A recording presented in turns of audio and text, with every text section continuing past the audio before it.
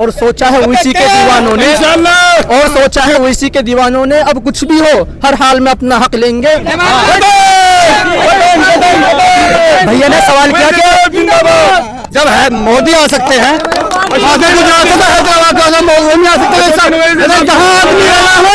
आजादी तो अब मिली MIM में।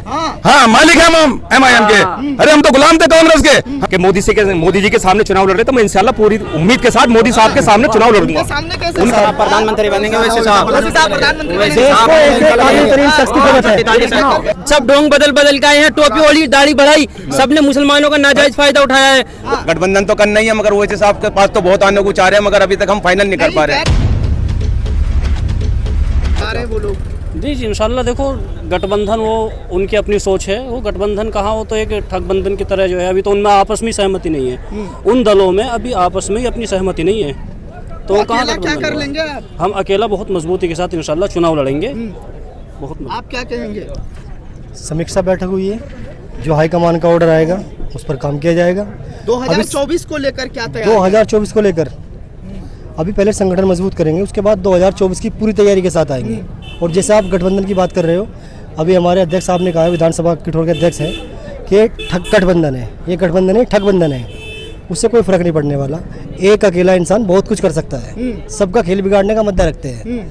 हमें अपने आप को मजबूत करना है, मुसलमानों को साथ लेकर। ऐसा कुछ नहीं, हमारे साथ तो सभी समाज के लोग हैं, दलित भी है, सिख भी है, मुस्लिम भी है, सब है हमारे पास। तो किसने कहा कि मुसलमान ही मुसलमान है?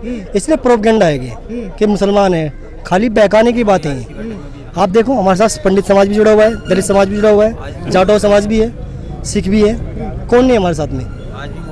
कुछ लोग BSP छोड़ करके आप लोगों का जो है दामन थामा है, SP छोड़ करके। बिल्कुल सबका स्वागत है। सवाओं जो हमारे साथ निष्पक्ष काम करना चाहते हैं, ईमानदार से काम करना चाहते हैं, हम उनका स्वागत करते हैं, वो आए हमारे साथ काम करें। जो संविधान को बचाना चाहता है वो मजलिस में आए, उसका स्वागत है। 2024 में आप लोग क्या सोच रहे हैं कि ओवैसी साहब प्रधानमंत्री बने? बिल्कुल हर कोई सोचता है अपनी पार्टी का मैन लीडर मुख्यमंत्री बने, प्रधानमंत्री बने। इधर आओ। हर कोई चाहता है हमारी पार्टी का अध्यक्ष बड़े लेवल पर जाए, प्रधानमंत्री अपनी पार्टी का हो, मुख्यमंत्री अपनी पार्टी का हो, हर कोई चाहता है। हम भी सोच रहे हैं, हमारी ख्वाहिश है कि ऐसे साहब प्रधानमंत्री बनेंगे वैसे साहब प्रधानमंत्री गठबंधन तो नहीं है, बिना गठबंधन के तो कुछ होना नहीं। गठबंधन तो करना ही है मगर ओवैसी साहब के पास तो बहुत आने को चाह रहे हैं मगर अभी तक हम फाइनल नहीं कर पा रहे हैं। उन्हीं को नहीं बुला रहे हैं लोग। नहीं खूब बुला रहे हैं, आप भी सुन रहे होंगे, खूब काफी बुला रहे हैं मगर हम ही जाना नहीं चाह रहे अभी। मैं मोहम्मद आसिफ सैफी हूँ, वार्ड नंबर 79 से पार्षद हूँ मेरठ से। तो हम ही जाना नहीं चाह रहे, तो बुला रहे हैं मगर हम मौका देखेंगे जिस टाइम जैसे हिसाब किताब देखेंगे, जब उसके बाद गठबंधन करेंगे। अभी हमारा किसी से कोई इरादा नहीं है। अभी आपने बोला ये इकले क्या कर लोगे, मैं आपके नॉलेज में बता दूं, इम्तियाज जलील साहब महाराष्ट्र से वे भी सांसद बने थे और मेरे बैरिस्टर उसीद्दीन अगर मुझसे कहेंगे कि मोदी जी के सामने चुनाव लड़ रहे तो मैं इंशाल्लाह पूरी उम्मीद के साथ मोदी साहब के सामने चुनाव लड़ूंगा।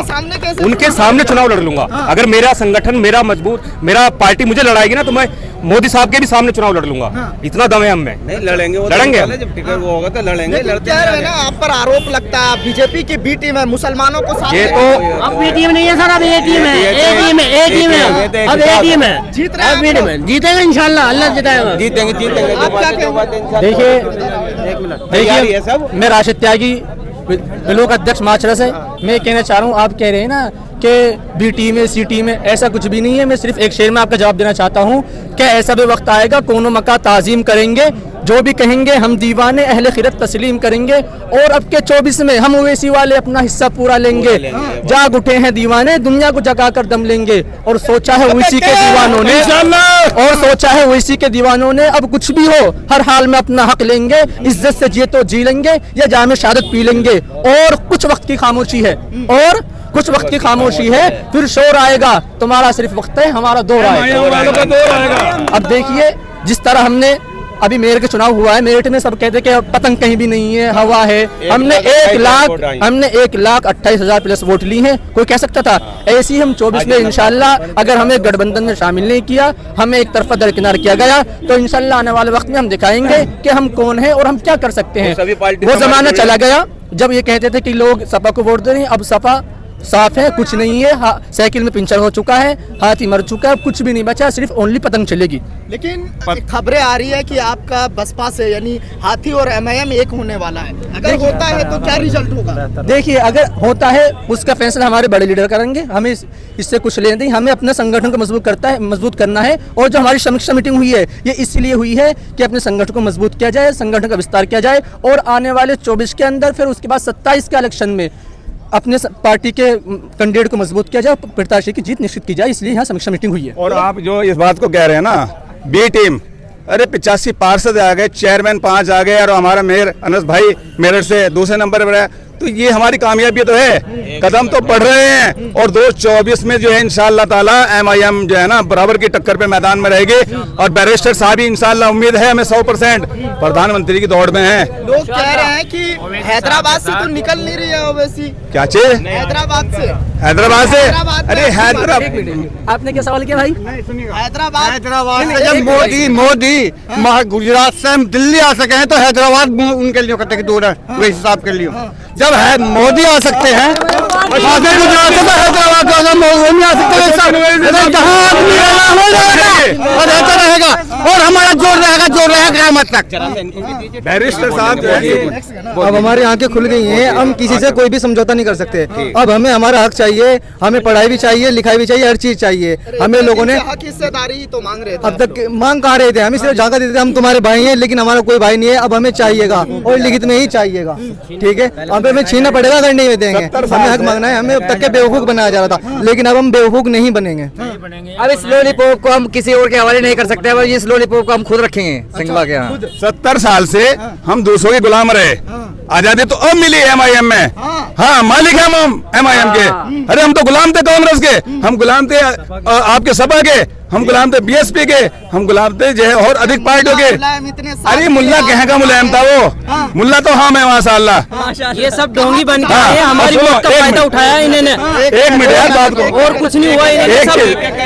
बैरिस्टर वो इंसान है, वो यहाँ नहीं इंडिया, पूरी दुनिया में उनका नाम है।